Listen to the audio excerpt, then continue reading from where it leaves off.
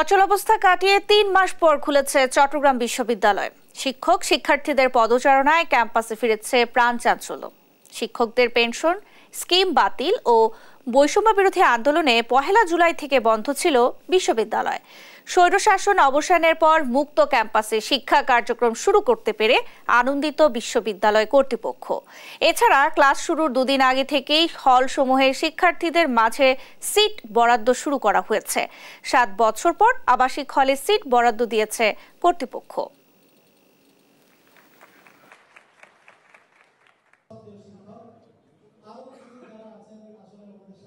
তারা যদি ইউনিভার্সিটিতে সুষ্ঠুভাবে লেখাপড়া চালিয়ে একাডেমিক ইনস্টিটিউশনের হিসেবে দায়িত্ব পালন করে যোগ্য গ্র্যাজুয়েট তৈরি করতে পারে এবং তাদের পার্লামেন্টে যদি আপনার যোগ্য পার্লামেন্টেরিয়ানের অভাব না হয় ইউকে পার্লামেন্ট বা ইউএস কংগ্রেসে, তাহলে আমরা কেন এটাকে নেতা তৈরির ফ্যাক্টরি বানাবো?